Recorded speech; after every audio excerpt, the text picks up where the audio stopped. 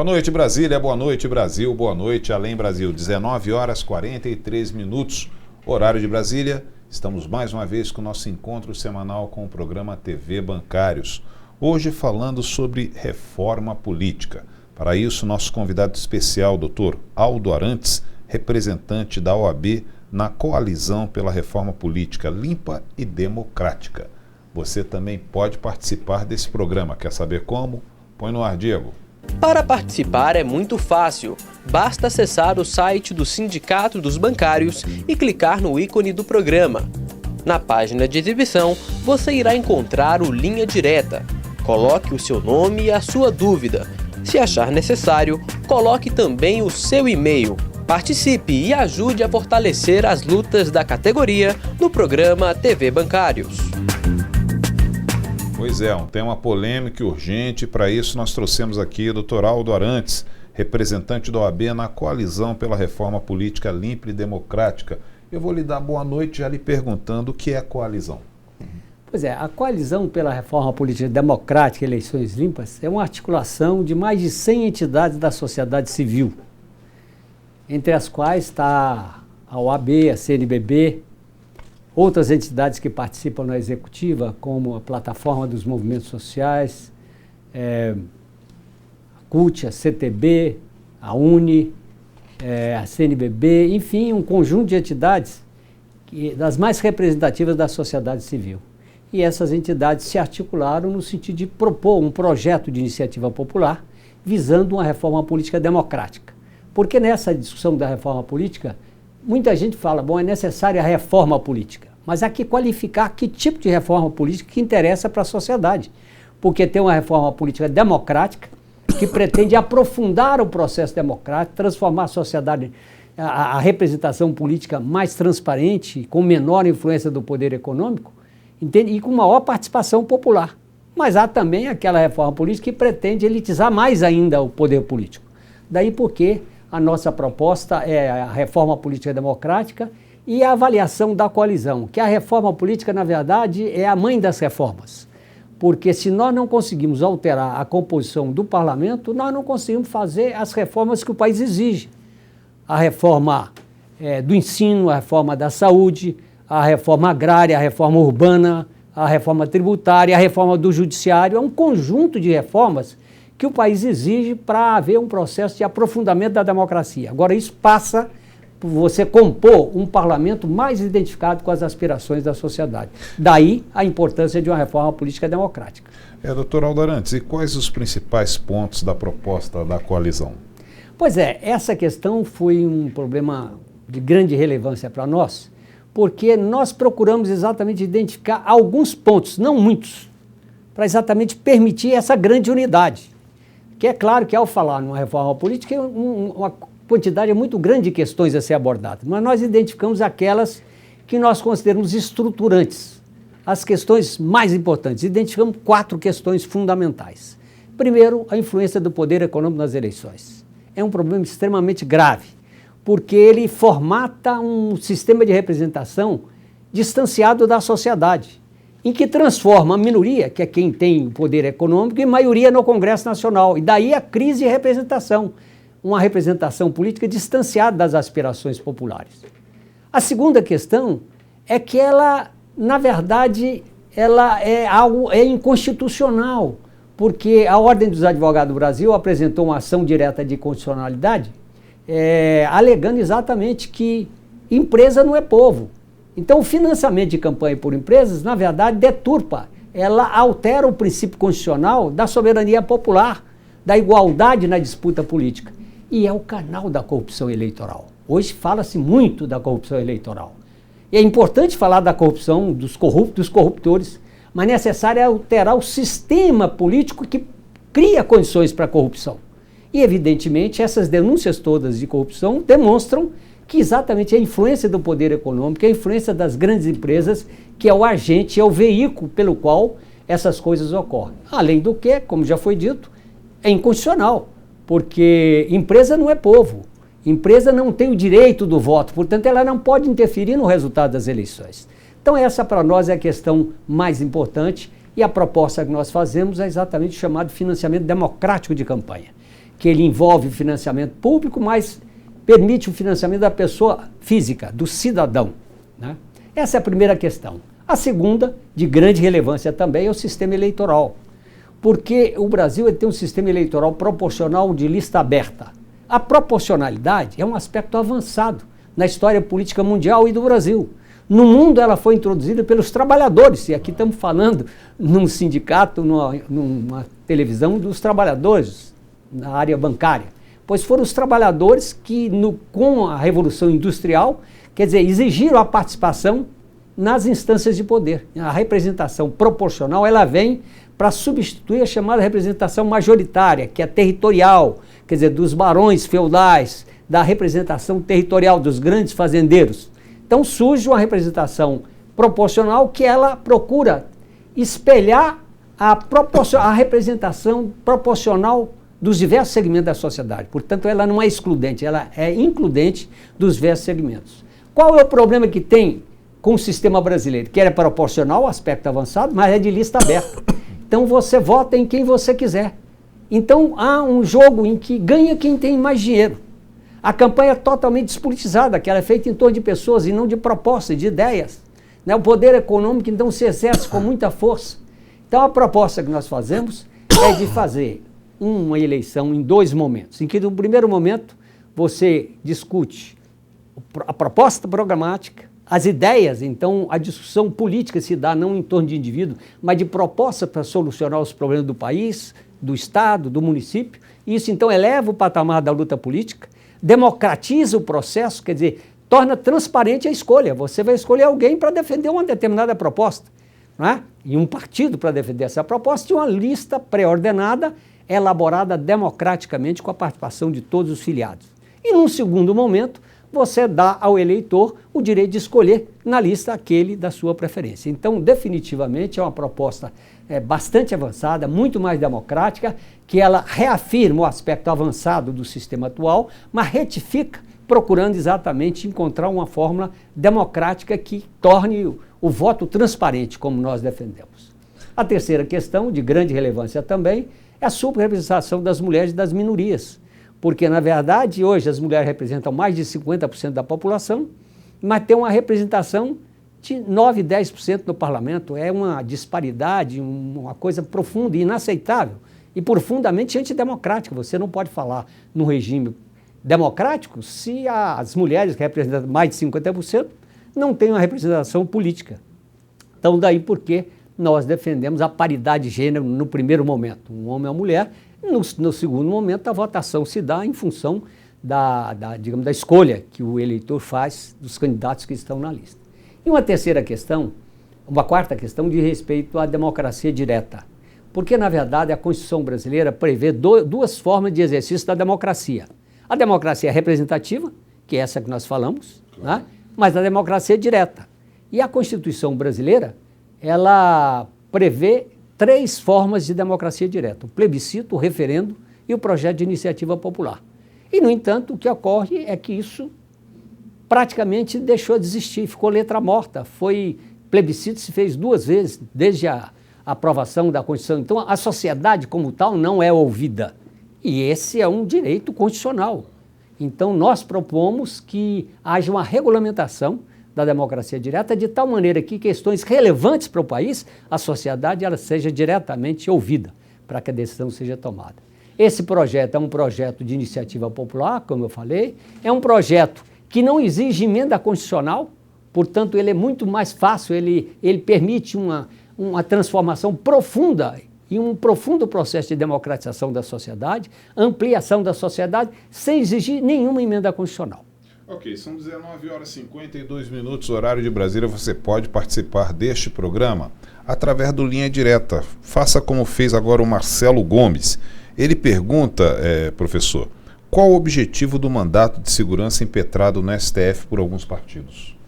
Essa é a pergunta extremamente oportuna, porque os telespectadores certamente tomaram conhecimento do absurdo que se cometeu na Câmara dos Deputados ao votar 2 vezes a questão do financiamento de campanha por empresa. Aliás, gostaria de dizer que dessas questões, para nós, para a coalizão e para a sociedade, a mais grave de todas, que degrada o processo democrático brasileiro, é a interferência do poder econômico nas eleições. Essa é a mais grave de todas. E, nesse sentido, houve um grande movimento para exatamente pressionar para que essa proposta não fosse aprovada. É claro, os grupos econômicos e seus representantes do Congresso tentando todo tipo de manobra para tentar impedir, para poder, digamos, impingir isso à sociedade. E o fato é que todos acompanharam, houve uma primeira votação em que foi derrotado e numa manobra inconstitucional terminaram aprovando. Ocorre que mais de 70 parlamentares entraram com um mandado de segurança no Supremo Tribunal Federal, considerando que, por 3 razões, essa proposta ela é inconstitucional. Primeiro, a Constituição prevê que uma emenda constitucional só pode ser votada novamente 1 ano depois. Pois bem, essa proposta foi votada pouco tempo depois de ter sido derrotada. Uma pequena modificação, mas em essência o problema é o mesmo, em essência de respeito ao financiamento de campanha por empresas. Não é? Então é um absurdo concreto que fere um dispositivo constitucional. Primeira questão. Segunda questão, quando há a possibilidade de que a votação de uma emenda, né, de um relatório que possa exatamente sistematizar um conjunto de emendas, né, isso só é possível com a participação de 1/3 dos parlamentares. Essa emenda substitutiva, ela, na verdade, ela foi assinada por 2 parlamentares. Então, outro princípio constitucional que também é deixado de lado. E um princípio fundamental que é a questão exatamente da inconstitucionalidade do financiamento de campanha por empresa. Então, na verdade, na realidade, essa votação ela entra em contradição com a cláusula pétrea. Qual é a cláusula pétrea? Que esse argumento, inclusive, serviu de base para a ação direta de inconstitucionalidade da OAB do Supremo Tribunal Federal. Exatamente considerando que a essência do poder, e isso a Constituição define, o poder emana do povo. Claro. A influência do poder econômico distorce a vontade popular, portanto, é inconstitucional. Então, esses 3 argumentos, eles baseiam esse mandato de segurança, que, por sinal, já teve uma manifestação do ministro Marco Aurélio, considerando que é inconstitucional, a votação foi inconstitucional. Vários constitucionalistas, entre os quais o grande constitucionalista Fábio Comparato, constitucionalista Dalmo Dallari, Celso Antônio Bandeira de Mello, todos eles se manifestaram considerando que essa proposta é uma proposta inconstitucional, que essa votação é inconstitucional. E é importante também porque eu acho que o Supremo deve agora, digamos assim, dar uma resposta à sociedade. Porque essa questão da ação direta já está lá há mais de 1 ano. O ministro Gilmar Mendes sentou em cima disso, desrespeitando uma decisão majoritária do Supremo e a aspiração da grande maioria da sociedade.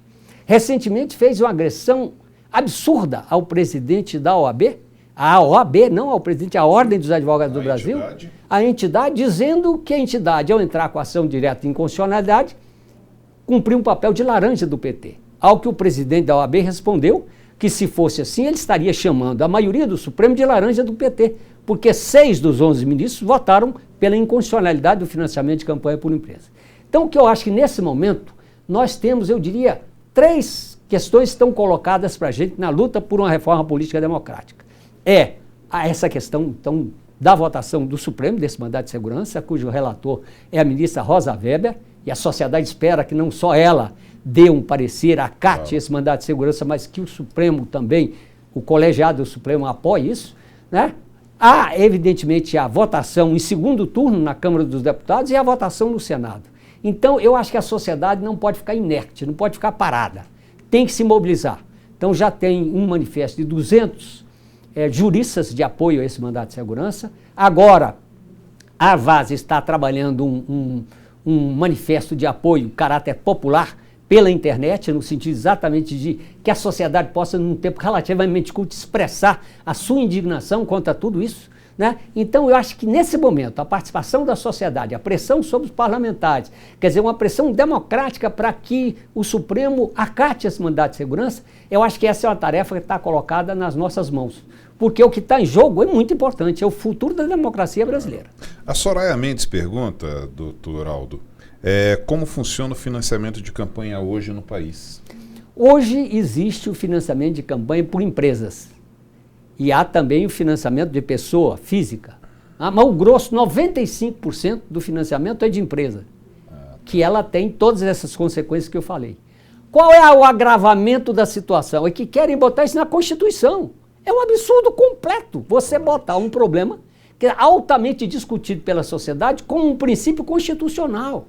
Então o que se discute não é nem manter como já está, que é um absurdo completo. Porque a ação direta de constitucionalidade foi contra o que está. Claro. Que está na lei o financiamento de campanha por empresa. Então, por um lado, a sociedade quer tirar isso da lei e os parlamentares e os grupos econômicos querem botar na Constituição. Então é um absurdo completo, um contrassenso inaceitável para qualquer democrata. Ok, são 19h59, horário de Brasília.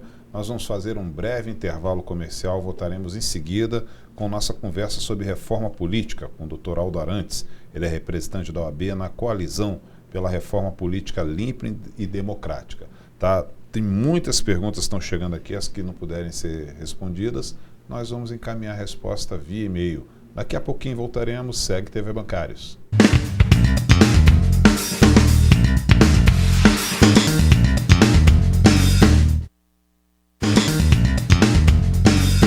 Sucesso de público, o Sarau Poesias do Cárcere terá nova apresentação no dia 9 de julho. Devido ao grande sucesso, o sindicato promoverá, por meio da Comissão da Verdade dos Bancários, uma nova apresentação do Sarau Poesias do Cárcere. O evento lotou o teatro em sua primeira apresentação, no dia 29 de maio, e foi aplaudido de pé pelo público ao final. O espetáculo é baseado nas obras de Alex Polari, Gilney Viana e Pedro Tierra, presos e perseguidos políticos do regime. Com trilha sonora de Chico Buarque, Raul Seixas e Taiguara, o espetáculo narra, pelas mãos da literatura e da música, experiências traumáticas daqueles que ousaram desafiar a ditadura em nome da democracia, entre eles, bancários de Brasília e seus familiares. O espetáculo é gratuito, sendo que a retirada dos ingressos deve ser feita na sede do sindicato mediante reserva. Informações pelo telefone 3262-9000. Então anote aí, dia 9 de julho, às 20h30, mais uma oportunidade de ver parte importante da história do país no palco do Teatro dos Bancários.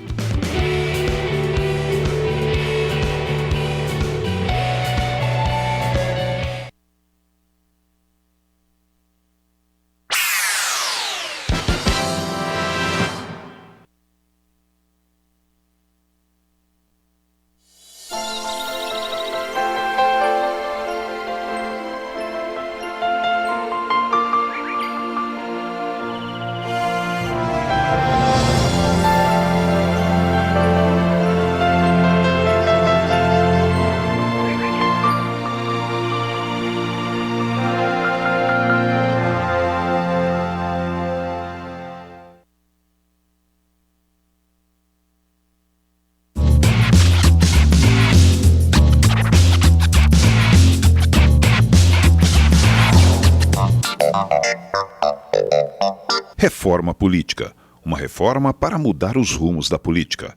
Os representantes sindicais consideram a reforma política uma demanda urgente da sociedade brasileira e defendem o fim do financiamento empresarial de campanhas eleitorais como um caminho necessário para combater a corrupção na política. A crescente urgência para aperfeiçoar o sistema eleitoral do país motivou a Central Única dos Trabalhadores e outras 400 organizações sociais a promoverem um plebiscito popular em setembro do ano passado. Dos 7.500 participantes do plebiscito, 97,05% afirmaram que querem mudanças profundas no sistema político do Brasil, através de uma constituinte exclusiva. Os números revelam a necessidade de mudanças, uma vez que os trabalhadores estão em menor número no parlamento e enfrentam ataques constantes aos direitos. Os trabalhadores, que são a grande maioria dos brasileiros, 69%, por exemplo, são representados no Congresso Nacional atualmente por somente 19% dos deputados federais e senadores.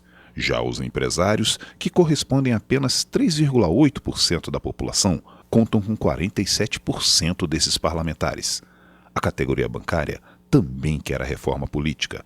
Enquete feita pelo Sindicato dos Bancários em abril passado aponta que 64,7% dos bancários e bancárias almejam mudanças no sistema político eleitoral brasileiro. Repudia a corrupção.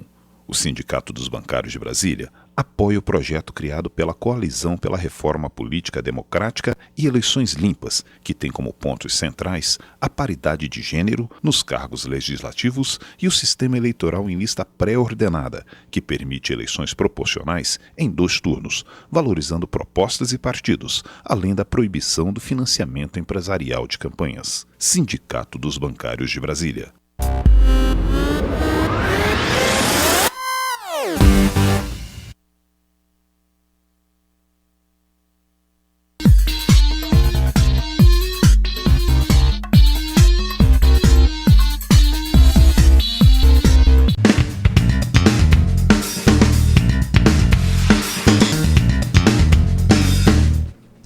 Horas 3 minutos, horário de Brasília. Estamos aí na segunda e última parte do nosso programa TV Bancários, falando hoje sobre reforma política, com Aldo Arantes, representante da OAB na Coalizão pela Reforma Política Limpa e Democrática. Aldo, muitas perguntas aqui, a gente vai tentar ser rápidos, tanto na pergunta quanto na resposta, para tentar ver se a gente consegue responder todos, né? Fazer um ping-pong. A Fernanda Guedes, ela pergunta, o STF estava julgando a constitucionalidade das doações de campanha no Brasil.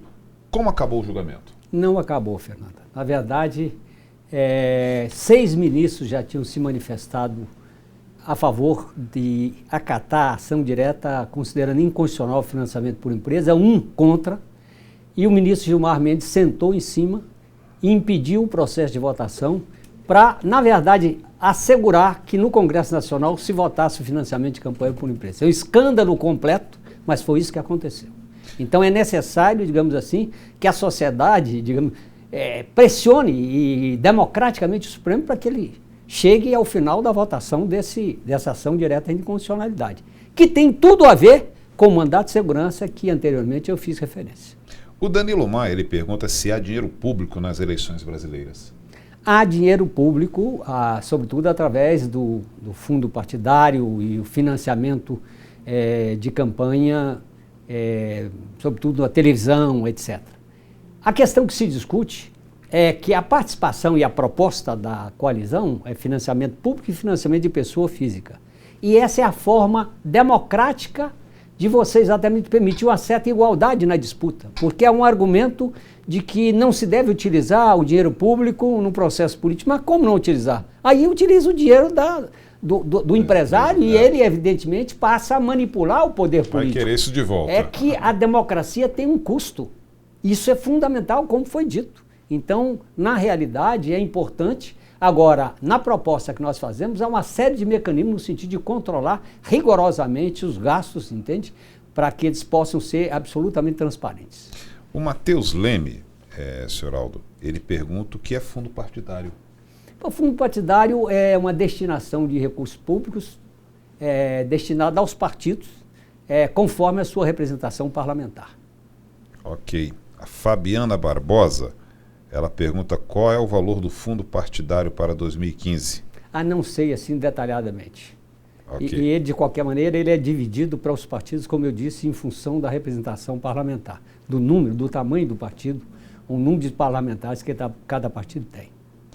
Marcelo Ribeiro, ele pergunta, atualmente as empresas podem doar diretamente para um candidato? Podem. Aliás, a regra é doar diretamente para um candidato. Agora, se na verdade essa discussão, ela é secundária. Se é para um candidato ou se é um partido, quer dizer, o problema é o seguinte, ou o partido ou o candidato é pior, mas o partido é a mesma coisa, porque ele fica refém de uma empresa, de um grupo econômico. O problema de fundo que nós temos que ter clareza é o seguinte, o poder econômico deve influenciar no processo político?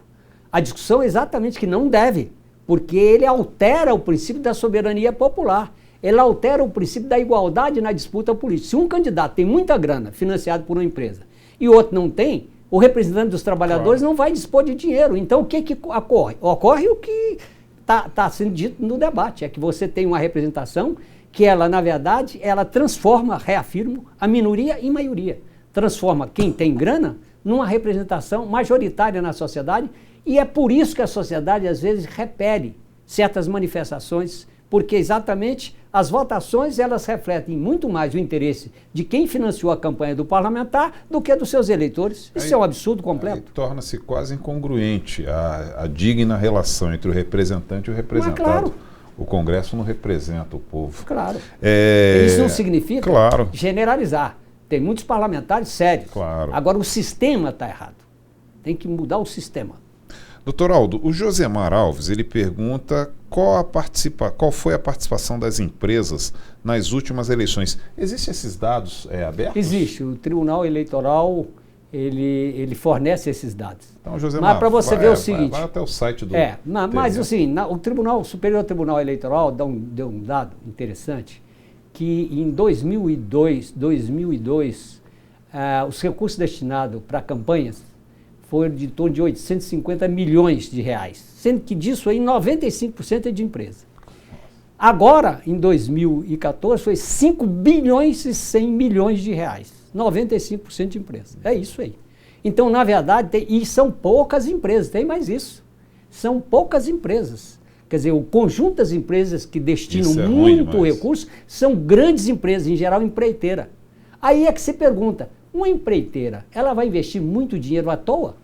Ela quer o retorno. Claro. Tanto assim que ela contribui tanto em geral para os partidos grandes, aqueles que disputam o poder, tanto da oposição como da situação. Quer dizer, demagogia essa história de dizer que é só situação. É todo partido, sobretudo aqueles que têm mais condições de chegar ao poder. Com que objetivo? O objetivo de, posteriormente, ela negociar exatamente certas concessões, superfaturamento de obra. Vem disso. Então, como é que você vai solucionar? Com a atitude pessoal da pessoa, séria e honesta. Mas não é só isso. Você tem que retirar a grana da campanha e ter uma fiscalização rigorosa. Aqueles que querem continuar com o financiamento de empresas, não, o problema é de fiscalização. É de fiscalização também, mas é, sobretudo, retirar a grana privada da campanha. Ok. A Maria Medeiros, ela pergunta aqui, para as empresas é bom financiar campanhas políticas? Eu acho que para as empresas que têm interesse com obras públicas mas eu diria que tem empresários que ficariam satisfeitos de acabar com isso, porque na verdade há um jogo também, há interesse do empresário, mas também há interesse de um político corrupto. Então, na verdade, para uma empresa, para um empresário que não tem negociações com o poder público, para ele é até bom, porque ele se livra dessa história. Agora, não é evidentemente a regra, e não é a regra das grandes empresas, não é a regra em geral das empreiteiras, dos bancos, dos grandes grupos econômicos que entram nesse financiamento e, evidentemente, tem a sua retribuição, entre aspas.